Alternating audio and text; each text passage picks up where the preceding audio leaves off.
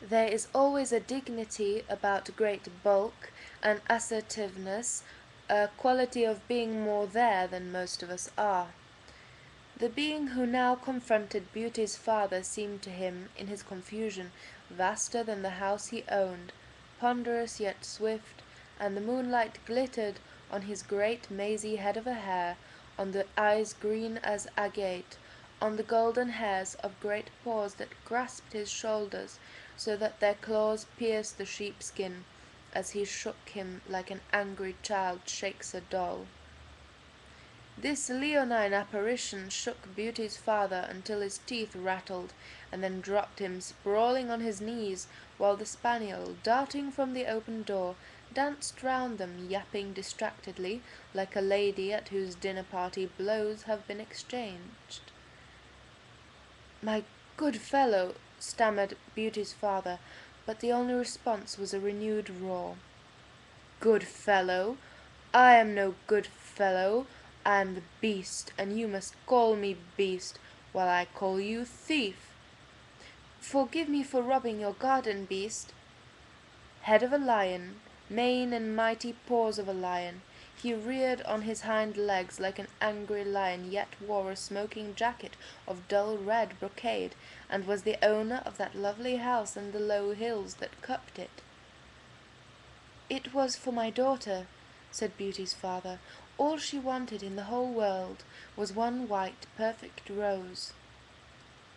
The beast rudely snatched the photograph her father drew from his wallet and inspected it, first brusquely, then with a strange kind of wonder, almost the dawning of surmise. The camera had captured a certain look she had, sometimes, of absolute sweetness and absolute gravity, as if her eyes might pierce appearances and see your soul. When he handed the picture back, the beast took good care not to scratch the surface with his claws.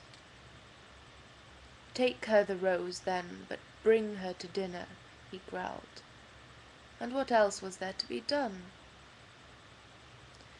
Although her father had told her of the nature of the one who waited for her, she could not control an instinctual shudder of fear when she saw him, for a lion is a lion, and a man is a man, and though lions are more beautiful by far than we are, yet they belong to a different order of beauty, and, besides, they have no respect for us. Why should they? Yet wild things have a far more rational fear of us than is ours of them, and some kind of sadness in his agate eyes, that looked almost blind as if sick of sight, moved her heart. He sat, impassive as a figurehead, at the top of the table. The dining room was Queen Anne, tapestried, a gem. Apart from an aromatic soup kept hot over a spirit lamp, the food, though exquisite, was cold. A cold bird, a cold soufflé, cheese. He asked her father to serve them from a buffet, and himself ate nothing. He grudgingly admitted what she had already guessed, that he disliked the presence of servants because, she thought, a constant human presence would remind him too bitterly of his otherness. But the spaniel sat at his feet throughout the meal, jumping up from time to time to see that everything was in order. How strange he was! She found his bewildering difference from herself almost intolerable. Its presence choked her. There seemed a heavy, soundless pressure upon her in his house, as if it lay under water, and when she saw the great paws lying on the arm of his chair, she thought, "They are the death of any tender herbivore." And such a one she felt herself to be, Miss Lamb, spotless, sacrificial. Yet she stayed and smiled, because her father wanted her to do so, and when the beast told her how he would aid her father's appeal against the judgment, she smiled with both her mouth and her eyes. But when, as they sipped their brandy, the beast, in the diffuse, rumbling purr with which he conversed, suggested, with a hint of shyness, of fear, of refusal, that she should stay here with him in the comfort while her father returned to London to take up the legal cudgels again, she forced a smile.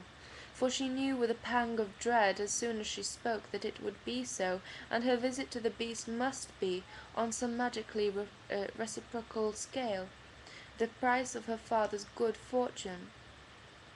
Do not think she had no will of her own, only she was possessed by a sense of obligation to an unusual degree, and besides, she would gladly have gone to the ends of the earth for her father, whom she loved dearly.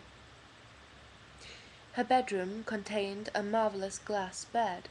She had a bathroom with towels thick as fleece and vials of suave unguents, and a little parlour of her own, the walls of which were covered with an antique paper of birds of paradise and Chinamen, where there were precious books and pictures, and the flowers grown by invisible gardeners in the beast's hothouses. Next morning her father kissed her and drove away with a renewed hope about him that made her glad, but all the same she longed for the chabois home of their poverty. The unaccustomed luxury about her she found poignant because it gave no pleasure to its possessor, and himself she did not see all day, as if, curious reversal, she frightened him, although the spaniel came and sat with her to keep her company. To-day the spaniel wore a neat choker of turquoises. Who prepared her meals? Loneliness of the beast.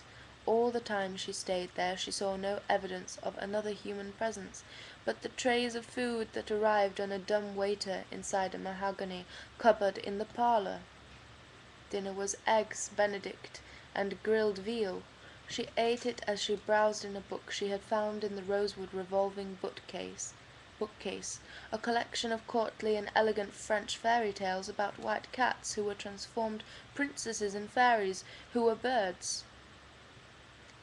Then she pulled a sprig of muscat grapes from a fat bunch for her dessert, and found herself yawning. She discovered she was bored. At that the spaniel took hold of her skirt with its velvet mouth, and gave it a firm but gentle tug. She allowed the dog to trot before her to the study in which her father had been entertained, and there, to her well-disguised dismay, she found her host, seated beside the fire with a tray of coffee at his elbow, from which she must pour. The voice that seemed to issue from a cave full of echoes, his dark, soft, rumbling growl, after her day of pastel-coloured idleness, how could she converse with the possessor of a voice that seemed an instrument created to inspire the terror that the chords of great organs bring? Fascinated, almost awed, she watched the firelight play on the gold fringes of his mane. He was irradiated, as if with a kind of halo, and she thought of the first great beast of the apocalypse, the winged lion with his paw upon the gospel, St. Mark. Small talk turned to dust in her mouth. Small talk had never, at the best of times, been Beauty's forte, and she had little practice at it. But he, hesitantly, as if he himself were in awe of a young girl who looked as if she had been carved out of a single pearl, asked after her father's law case, and her dead mother, and how they, who had been so rich, had come to be so poor. He forced himself to master his shyness, which was that of a wild creature, and so she contrived to master her own, to such effect that soon she was chattering away to him as if she had known him all her life. When the little Cupid in the gilt clock on the mantelpiece struck its miniature tambourine, she was astonished to discover it did so 12 times.